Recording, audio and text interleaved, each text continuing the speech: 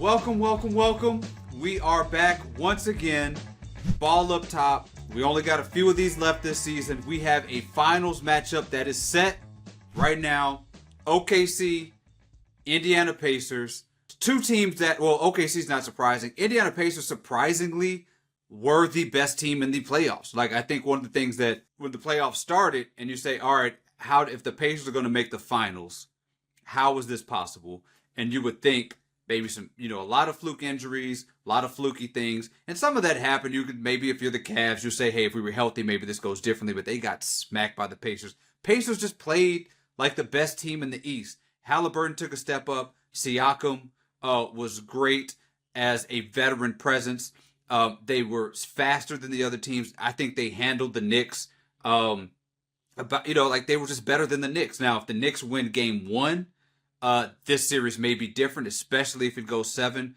But the Pacers just found ways to win these series, and I think they deserve to be here. This doesn't feel like a fluky thing. So we're going to have an actually really exciting finals. But before we get to the finals itself, I want to talk about what this finals means. And this is sort of a landmark moment in the NBA. Because this finals, 2025, Pacers, Thunder, is the final nail in the coffin of the super team. The super team is dead. I think the super team effectively ended in 2019 with Kevin Durant, tore his Achilles, Klay Thompson tore his ACL, Durant moves on, and we don't really have a super team championship since then. And we also don't have any repeat champions since then. That's not a coincidence either. What we saw were teams that had not sort of caught up to the way the league was moving and the way the league would eventually go when we're talking about second aprons, right? When we're talking about team building. So we saw teams still creating super teams. Durant clearly went to the Nets, created a super team, what we thought was super team with Kyrie and James Harden. We saw what we thought was a super team in the Clippers, Paul George, Kawhi Leonard, and different iterations of that, right? Top-heavy teams.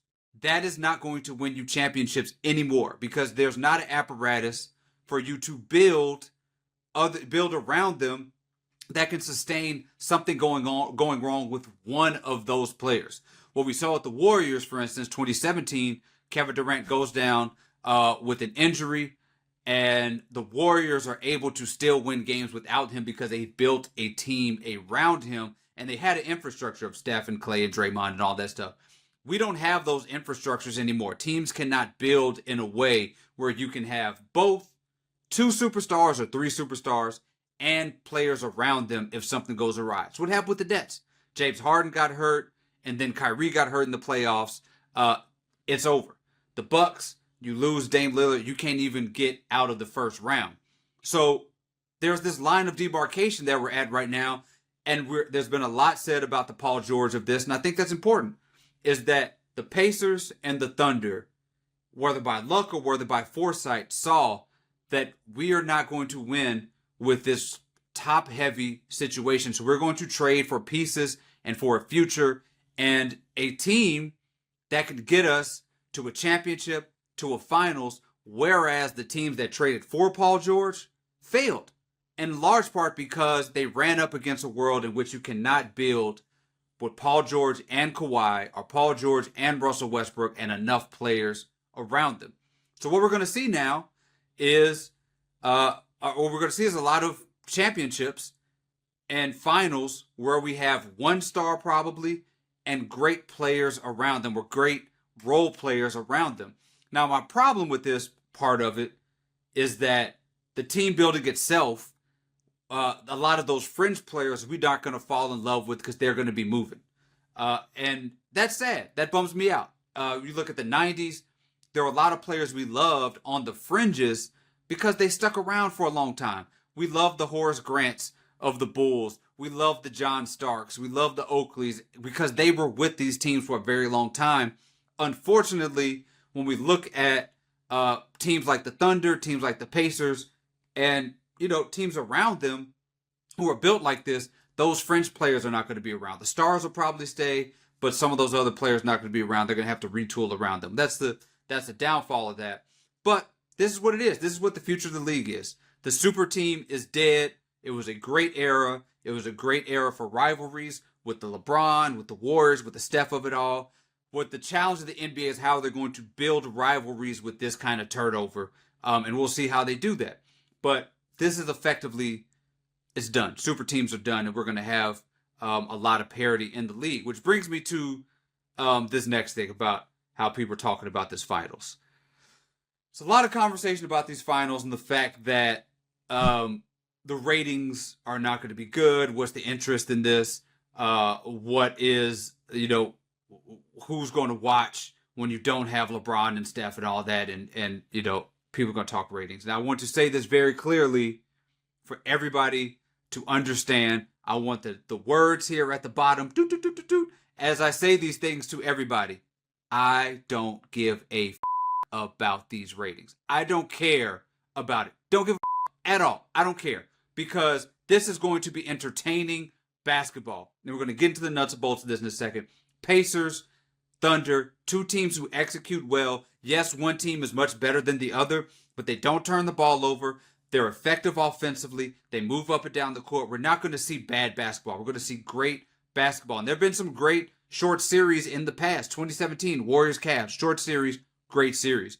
And it sort of brings to the bigger point of all of this is sort of we have as a basketball, as an NBA journalistic entity, a lot of us have failed these finals. And some of this is on us. Like, as a journalist, your job, a big part of your job is to make people care about things that they don't necessarily care about. Is to make sure that they give them a reason to feel passionate about something that they may disregard before. And we did not talk about these teams in the way that we should be talking about them. Even when the playoffs got down to the Final Four, Thunder, Wolves, Knicks, Pacers. Halliburton hits one of the most clutch shots that we've ever seen in NBA history, right? And what are we talking about? We're asking if he is a superstar. Anthony Edwards says, I don't want to be the face of the league. If we talk about him as the face of the league, he loses in 5, then we say he's not the face of the league. He said it himself. Why are we talking about him in this way? SGA, one of the great scorers, one of the great shooting guard seasons, one of the great guard seasons we have ever seen in NBA history. We're talking Steph, we're talking Jordan, we're talking in that level of great offensive execution from SGA, and we're talking about foul merchants. These are great teams, and one of the things that we're doing is we're talking about them in a way that makes it, doesn't make people want to watch them. Why would I watch some dude who everybody's telling me is not a superstar against a guy who everybody's telling me cannot score without getting fouls? This is how we have failed them, instead of talking about how great this series can potentially be. And so when we're going to talk about these ratings and people are going to talk about it, yes, they're small markets. Yes, we're missing some of the stars before, but we as a journalistic entity, as groups of people who should be talking about games and making people care, we failed this team. We failed the NBA Finals. Now, I hope that there's some recovery, because now you got to sell folks on something that you told them was not going to be good. And there's not enough of us who are out here talking about why this series is going to be great. So those are my two soapboxes. Let's talk about the games themselves.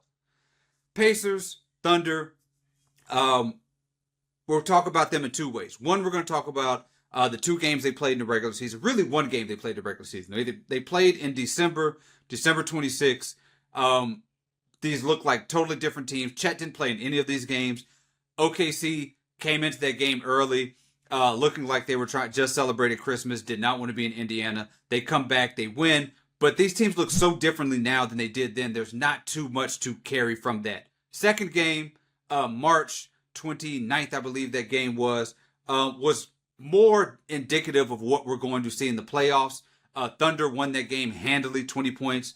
SGA is averaging 40 points against the Pacers in this series. But there are some things that I think we keep that are sustainable that we could talk about. First, both of these teams are much better in the playoffs than they were in the regular season. I feel like I was watching two totally different teams. They have both grown up, and we're going to see things that are a lot differently than what we saw in the regular season. But here's what we can carry on. The first thing that I think needs to happen in this series is Tyrese Halliburton needs to be better against this Thunder team, not just better than he was against them in the regular season because he only averaged 11 points. He had a 4-point game against them and an 18-point game against them. He was very passive. He did not hold the ball for much of those 2 games.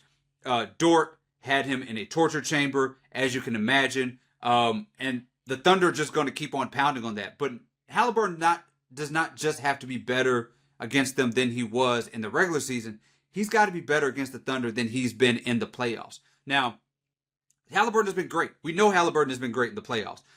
He had a perfect game, Game 4 against the Knicks. You maintain that was a perfect game. He's been the driving force of this incredible offense. He's going to have to take a step higher against this Thunder team because there are no weaknesses. All through the playoffs, Halliburton has been able to target weaknesses in other teams. The Knicks get on switches, get on Cat. He's been able to find those weaknesses. The Thunder do not have them. Dort is going to be on you when Dort's not on. Caruso's going to be on you when Caruso's not on. Wiggins is going to be on you. They are going to hound you the entire time. And he is going to probably try to get some switches and try to get Hartenstein on him. We saw that a little bit in that second game. For some reason, when he had Hartenstein on him, he settled for step backs. I think he's going to be more aggressive at any moment that Hartenstein's on him because that is the closest thing to a weakness that he is going to find on matchups against the Thunder. But I'm not even sure how much Hartenstein's going to play. In these matchups, I thought the Thunder played better when they went 5 wide, when they did not have any bigs on the court. And now Hartenstein does not necessarily have to play because Chet will be out there playing, which creates a situation where the versatility of the Thunder is just so dangerous here. They're going to be able to rebound and get into pace and also have 5 guys out there and not have to worry about rebounding. The Pacers are not a good rebounding team, not a great rebounding team. They're going to have to rebound and get out in pace, which is everybody's been talking about this Pacers team, because the half court, I think they're toast in the half court. They're not going to be able to score. But let's say that this Pacers team is able to keep humming offensively in a way that we've seen in the playoffs, where you can get some of those switches, where the half court they move the ball around, they get some backdoor screens, which I think the Thunder are a little bit more vulnerable to sometimes. Let's say the offense is doing well and they can score like they did in the regular season. They scored about 115 points a game in the regular season. Let's say that happens. I don't know what they're going to do defensively against this Thunder team. The 2 things I think that the Pacers have that have worked, that have helped them speed up the games, that have helped them when they had shortcomings in the regular season, a little bit in the playoffs, is full court pressing. They got the Knicks a little bit tired. They kind of agitated when they did that. I don't think that's going to work against this Thunder team. And the zone defense, which they utilize a lot more than a lot of other teams. I think that they may try that, and it may have worked a month ago. I think the Thunder, after playing that Denver Nuggets team, are just better at playing against the zone. The Denver threw everything at them against the zone. I think that at first you just kind of saw them pass the ball to Hartenstein, and he was just in that little sort of mid-range, shooting that floater, and that was all they had. I don't think that's going to work. I don't think the Thunder are going to do that anymore. They figured out ways to move the ball around and break down zones that they didn't have utilized a month ago. Also, there's the SGA of it all. I don't think Nembhard can guard SGA. His field goal percentage is not great in those 2 games, like I said, but he still averaged 40 points. We did not get a lot of Mathurin or Neesmith on SGA in the regular season. From what I saw when I was watching, I thought that they challenged his shots a little bit better than anybody else, and it'd be interesting to see how they match up against him, especially Neesmith in that ankle. Pascal Siakam cannot guard SGA.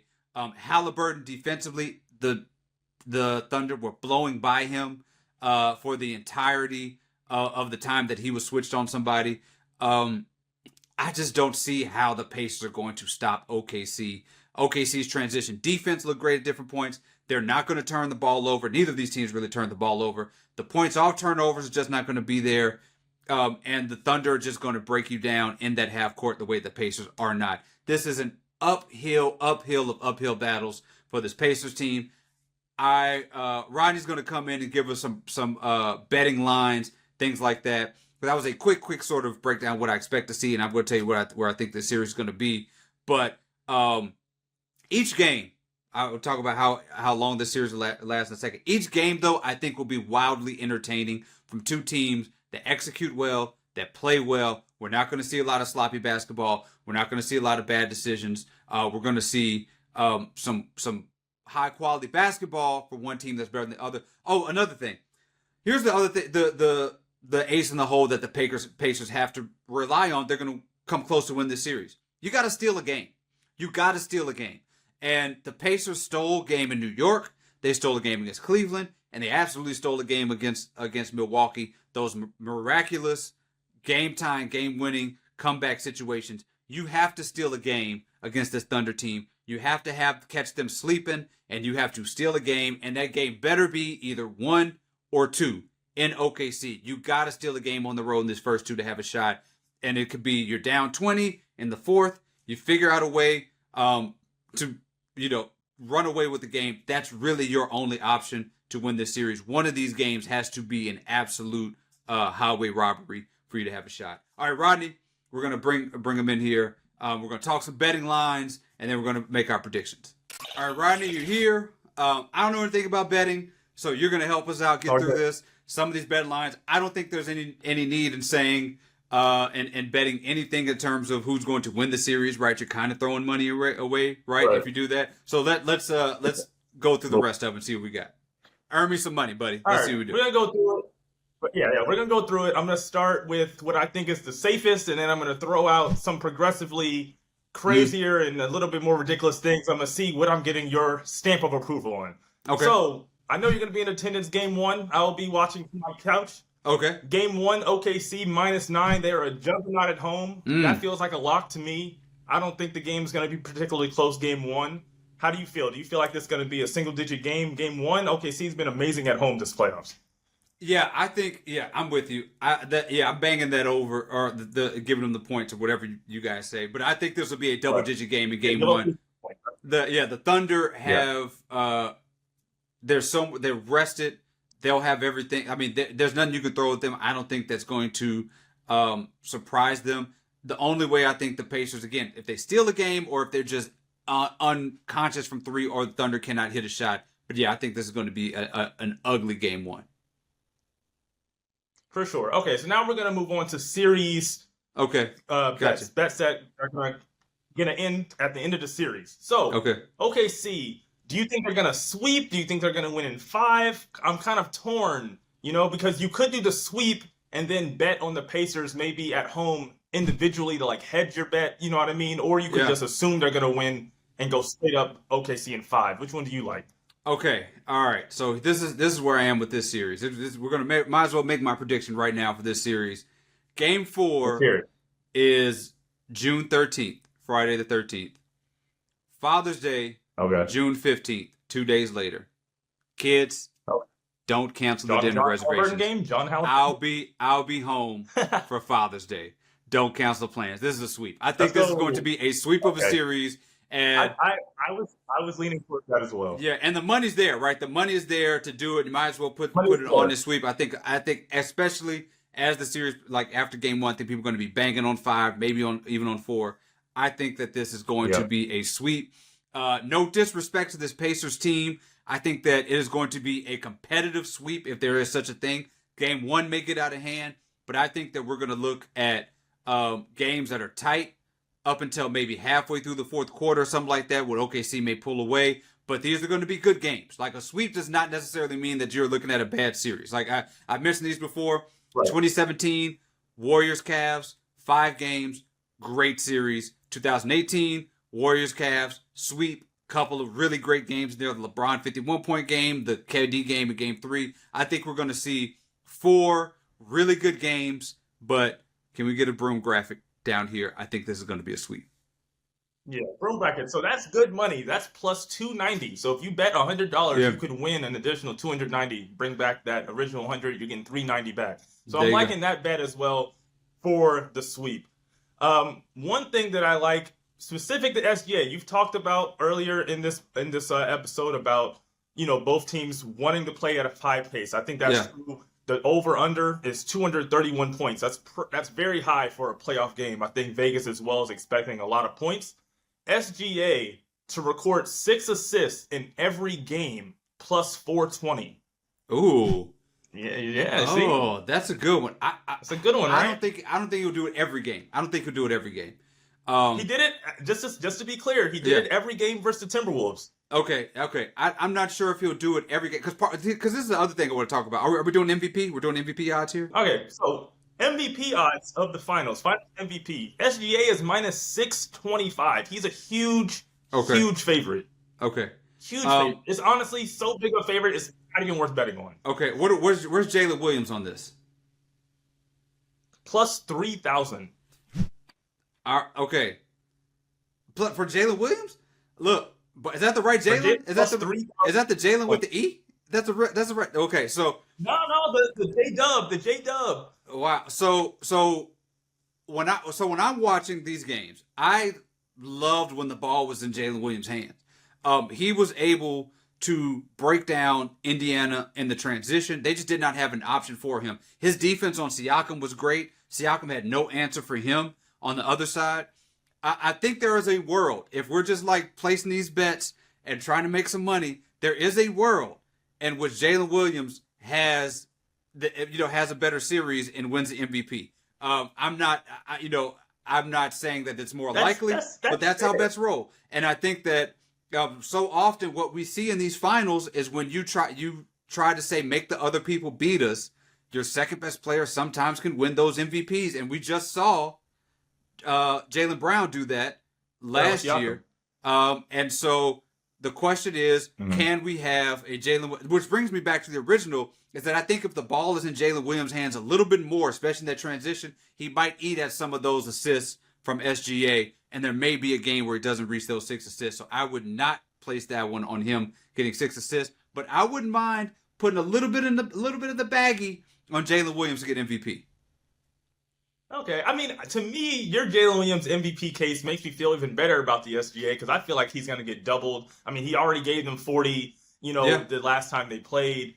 I think they're going to really try to get the ball out of his hand. I mean, that's what pretty much every team does. It's go to your second option. SGA cannot be the scorer. So I think it's going to lend itself. As we saw in the T-Wolves series, they tried really hard to double him.